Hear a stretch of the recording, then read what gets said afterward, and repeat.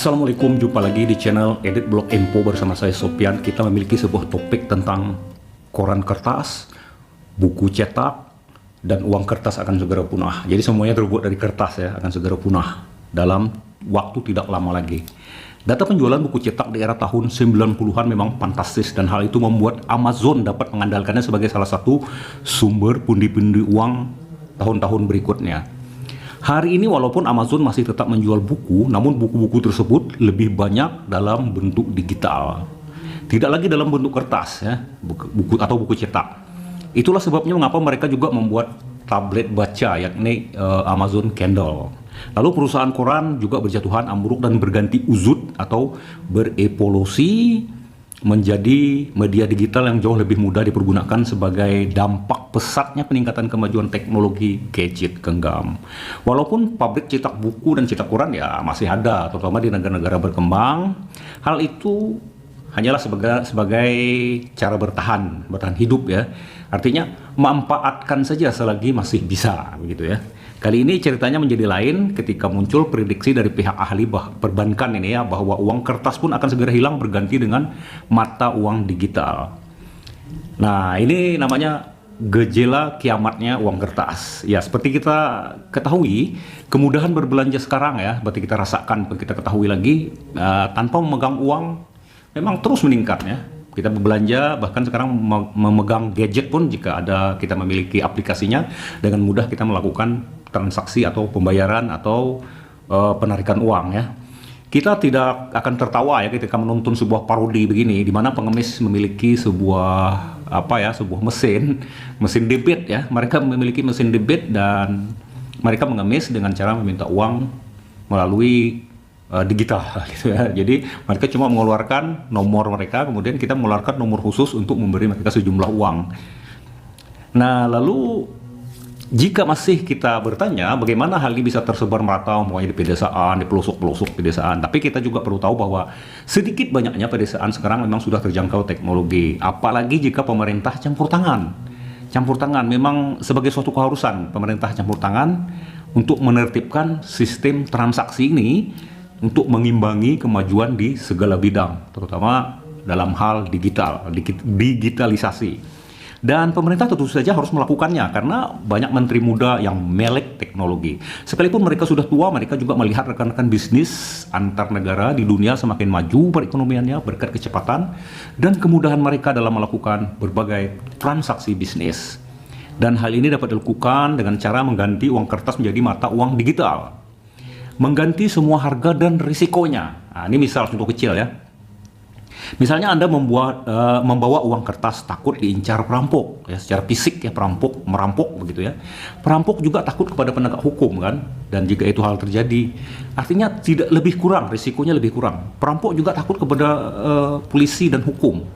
Lalu di dunia digital yang melibatkan tool internet, Anda takut dihack, itu urusan bank digital. Dan polisi siber yang telah mereka siapkan berikut jaminan keamanan dan jaminan backup data. Anda tidak perlu takut atau terlalu risau memikirkannya, karena hal ini adalah bisnis biar mereka yang ngurus gitu ya. Dan pihak perbankan swasta adalah mungkin sebagai lembaga paling duluan ingin mengejar target ini, mengingat banyaknya keuntungan yang akan didapatkan tanpa melibatkan uang kertas secara fisik.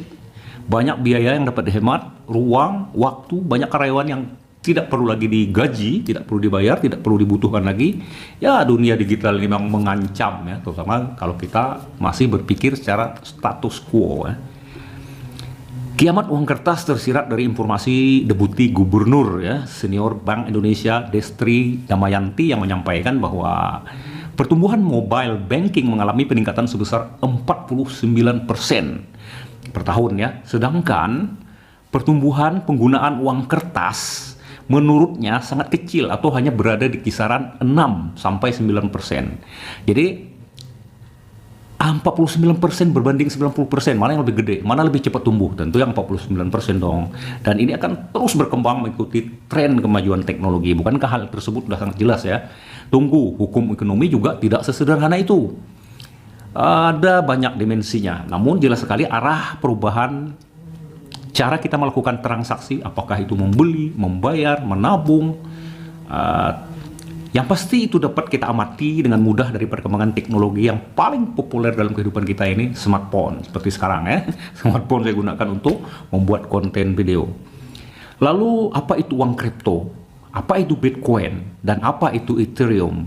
Itulah fenomena awal yang memaksa mata uang konvensional harus secepatnya berevolusi menjadi digital sepenuhnya. Tapi tuntutan zaman terletak pada kecepatan proses transaksi dan teknologilah yang dapat mengabulkannya. Teknologi itu adalah internet. Ingat, dunia sedang berlomba ke arah sana. Apa yang akan terjadi jika kita tidak mengikuti perkembangan itu? Apa yang akan terjadi gitu ya? Kita akan menjadi negara yang terkebelakang. Dan hal ini juga didorong oleh pesatnya perkembangan e-commerce. Jadi ada bisnis e-commerce berkat kemajuan teknologi itu tadi ya, yang disokong oleh berkat kemajuan teknologi internet. Transaksi itu ya, itulah transaksi. Jadi kesimpulannya, tidak ada yang abadi di dunia kecuali perubahan, dan perubahan itu makin cepat.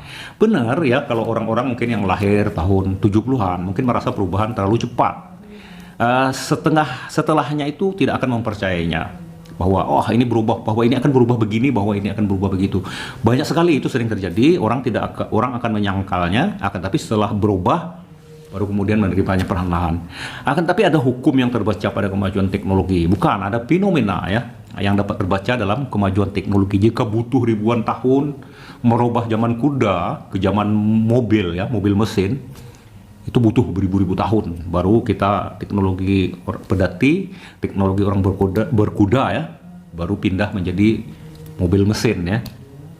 Nah, maka dari mobil mesin ke kereta api cepat, hyperloop umpamanya, itu hanya butuh beberapa ratus tahun ya kan? Hanya butuh beberapa ratus tahun, bahkan tak sampai 200 tahun kita sudah punya kereta api yang lebih cepat, super cepat seperti sekarang.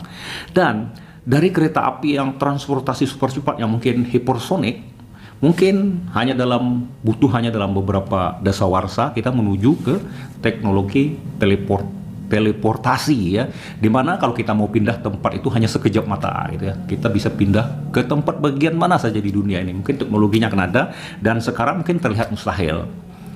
Oke, perubahan itu menjadi semakin cepat dan manusia berevolusi kecerdasannya seolah tidak ada batas ya. Jadi mereka sebenarnya tidak punah ya. Semua yang kita sebutkan itu, baik buku, baik itu koran, baik itu uang, sebenarnya mereka tidak punah. Hanya berevolusi menjadi semakin nyata ya, semakin kuat. Namun wujudnya yang sudah tidak lagi terlihat seperti sebelumnya. Oke, sekian, terima kasih. Sampai jumpa lagi di konten berikutnya. Jangan lupa like, share, dan subscribe bagi yang belum subscribe. Assalamualaikum warahmatullahi wabarakatuh.